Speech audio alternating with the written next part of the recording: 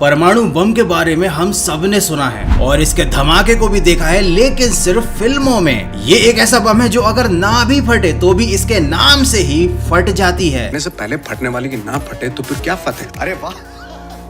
और क्या आपने कभी सोचा है कि हम सबको परमाणु बम के बारे में इतने अच्छे से याद क्यों है, जबकि ये इतिहास में सिर्फ एक ही बार फटा है, लेकिन इतिहास में एक ही बार फटने से इसने इतनी ज्यादा तबाही मचाई जिसका असर आज भी जापान की कई पीढ़ियां झेल रही हैं। और यही चक्कर है कि बहुत सारे आतंकवादी संगठन इस बम को हासिल करने में लगे हुए हैं। बहुत सारे देश इन बमों पर टेस्टिंग कर रहे हैं। अब आप बोलोगे कि गौरव भाई ये सारी बातें तो बच्चा बच्चा जानता है, लेकिन शायद ये बात आप बिल्कुल नहीं जानते होंगे कि ये एटम बम लाखों लोगों की जान भी बचा रहा है। अब आप बोलोगे ऐसा कैसे हो सकता है, तो ऐसा हो रहा है बाबू भैया, और ये बताऊंगा मैं आपको वीडियो में आगे। तो देखो, वैसे तो बहुत मुश्किल है कि कोई परमाणु बम का हमला कर दे किसी और देश पर। देखो, वैसे तो ये मुश्किल ही नहीं, इम्पॉसिबल है कि आपको परमाणु का हमला देखने या झेलने को मिले, क्योंकि परमाणु बम चलाना कोई बच्चों का खेल नहीं है। लेकिन आप खुद सोचो कि वाकई में अगर ऐसा हो गया तो क्या होगा। क्या होगा अगर आपके देश पर परमाणु बम का हमला हो जाए, तो क्या आप ऐसे हमले को झेलने के लिए तैयार हो? क्या आपको मालूम है कि अगर आपके एरिया में परमाणु बम फटने वाला है तो आपको क्या करना चाहिए ताकि आपकी जान बच जाए? तो आई थिंक इतना इंट्रो काफी है। आप जानते हैं कि आखिर परमाणु बम के हमले से खुद को कैसे बचाएं, how to survive in a nuclear attack वाले इस फाड़ू वीडियो में।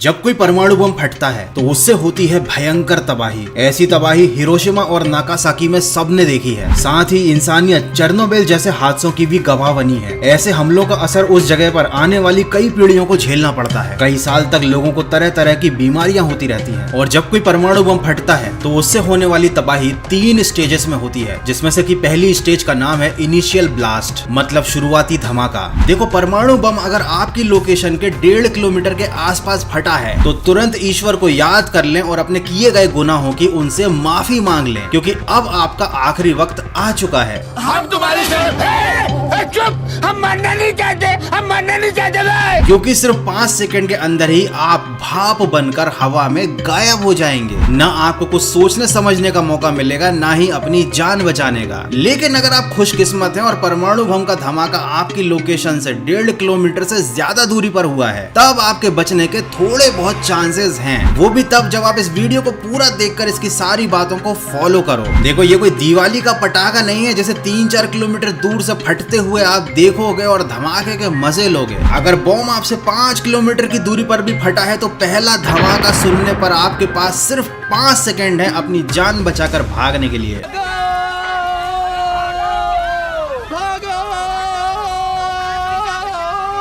इसमें आप किसी मोटी या किसी गहरी दीवार के पीछे छिप सकते हैं, किसी गड्ढे के अंदर छिप सकते हैं, या आसपास अगर ऐसा कुछ भी नहीं है तो आप जमीन पर लेटकर अपनी जान बचा सकते हो। अपने दोनों हाथों को अपने सिर पर इस तरीके से रख के अपने कानों को बंद कर लीजिए, क्योंकि अगला धमाका आपके पास होगा, वो भी बहुत ज्यादा तेज। ये कोई दूसरा धमाका नहीं है, ये वही पहला धमाका है जिसकी वेव्स अब आपके पास आ चुकी है सिर्फ 5 सेकंड के अंदर। और आपको बिल्कुल ऐसा फील होगा जैसे कि एक और धमाका बिल्कुल आपके कान के पास हो रहा हो। इसलिए मैंने सजेशन दिया कि अपने कानों को बंद कर लीजिए और तैयार हो जाइए एक बहुत बड़े भूकंप के लिए, क्योंकि आप जिस जमीन पर लेटे हुए हैं या जिस दीवार के पीछे छिपे हुए हैं वो पूरी जगह हिलने वाली है, क्योंकि आने वाला है एक बहुत ही तेज भूकंप। और ये तो सिर्फ एक शुरुआती धमाका है, असली पिक्चर तो अभी बाकी है मेरे दोस्त। फिलहाल तो आप शुरुआती धमाके से जिंदा बच गए हैं, मुबारक हो आपको। अब देखो, जब परमाणु हमला हो चुका होगा तब तो इंटरनेट चलेगा नहीं, तो इस वीडियो को लाइक नहीं कर पाओगे। जान बचाने के लिए अभी से ही इसको पहले से लाइक करके छोड़ दो। तो शुरुआती धमाके से बच निकलने के बाद आपके पास 3 सेकंड और हैं, एक ऐसी जगह पर छिप जाने के लिए जो कि अंडरग्राउंड हो। और ऐसे बहुत ही कम लकी लोग ऐसे होंगे जिनके पास ऐसी कोई जगह अवेलेबल होगी।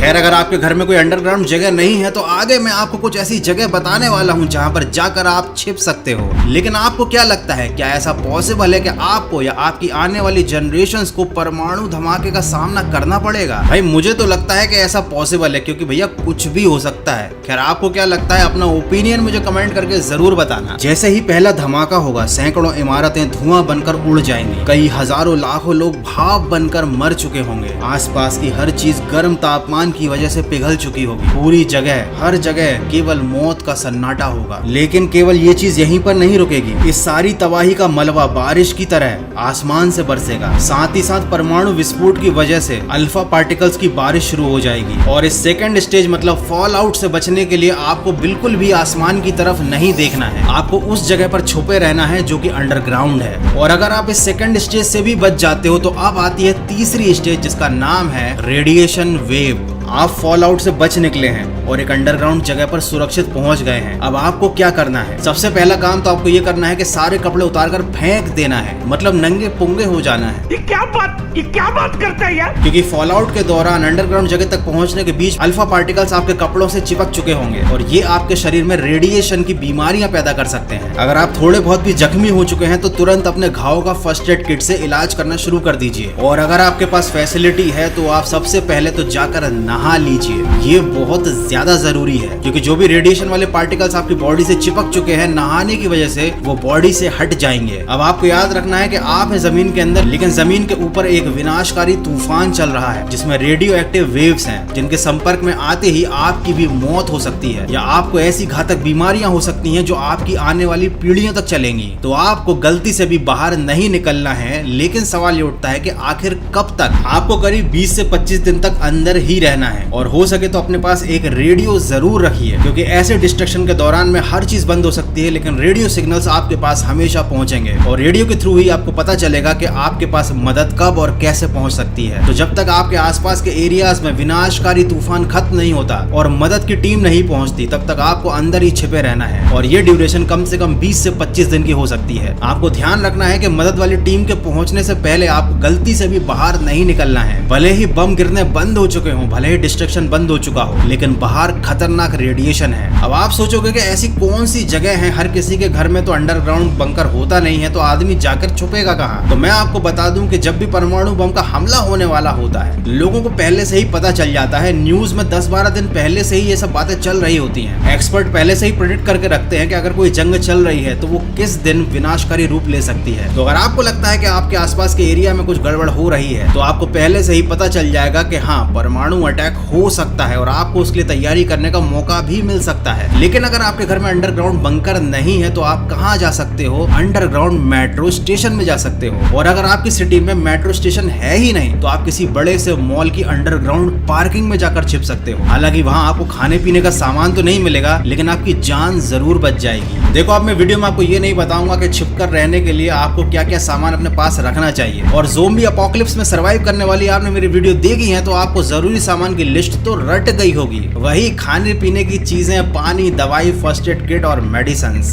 हथियारों की इस बार आपको कोई जरूरत नहीं है, लेकिन अगर आपके पास कोई वेपन है तो अच्छी बात है, कोई आपसे आपकी बाकी चीजें छुड़ा नहीं पाएगा। अब बात करते हैं सबसे अजीब टॉपिक के बारे में कि परमाणु बम लोगों की जान लेता तो है, सबने सुना है, बचाता कैसे है? आजकल हर छोटा बड़ा देश अपने पास न्यूक्लियर पावर रखता है और कोई भी बड़ा देश किसी छोटे देश पर यूं ही आजकल हमला नहीं कर सकता क्योंकि देश भले ही छोटा हो लेकिन उसका किया गया परमाणु धमाका बड़े देश को भी बड़ा नुकसान पहुंचा सकता है। इसलिए हर किसी को परमाणु बम का इतना ज्यादा डर रहता है कि कोई भी देश किसी दूसरे देश पर हमला करता ही नहीं है। यूक्रेन वाली जो कंडीशन चल रही है वो कभी कभार ही होती है और यही रीजन है कि आजकल परमाणु बम का खौफ इतना ज्यादा है कि छोटी छोटी लड़ाइयां और देशों के बीच में युद्ध होते ही नहीं है जैसे कि पहले हुआ करते थे। इवन अगर आपको ध्यान हो तो वर्ल्ड वॉर 2 के बाद कोई बड़ा वॉर हुआ ही नहीं। वो इसलिए क्योंकि हर देश के पास अपने अपने लेवल पर न्यूक्लियर पावर है और ऐसे ही न्यूक्लियर पावर के डर की वजह से लाखों लोगों की जान बच जाती है। लेकिन एक बात माननी पड़ेगी कि इंसान बड़ी कुत्ती चीज है। नेचर ने उसे जो भी चीजें दी ना उसने उन चीजों का इस्तेमाल नेचर का सत्यानाश करने के लिए ही किया। मतलब कितनी खूबसूरत और कितनी बेहतरीन चीज बनाई थी न्यूक्लियर। इससे आप एनर्जी बना सकते थे, बहुत सारे सोर्सेज बना सकते थे, लेकिन लोगों ने बनाया क्या? एक बॉम्ब। खैर हम कुछ नहीं कर सकते हैं, इंसानों को जो करना था वो तो कर ही रहे हैं। आप लेकिन हमेशा न्यूज में अपडेटेड रहा करो ताकि आपको पता चल जाए कि भैया कहीं पर भी पंगा हुआ है तो आपको तैयारी करने का टाइम मिल जाए।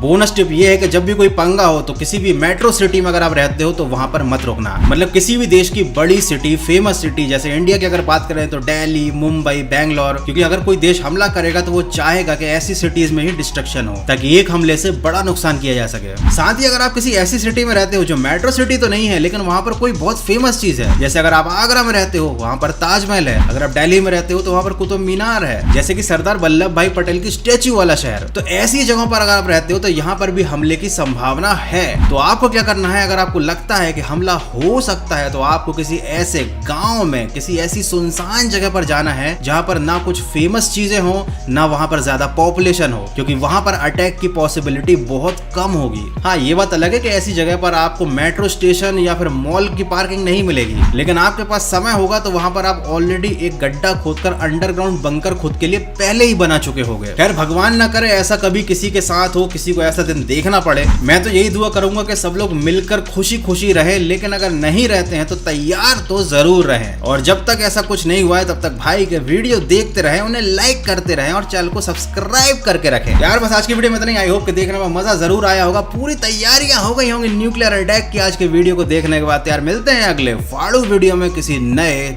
जलजले, किसी नई तबाही के साथ। Till then take care, good bye.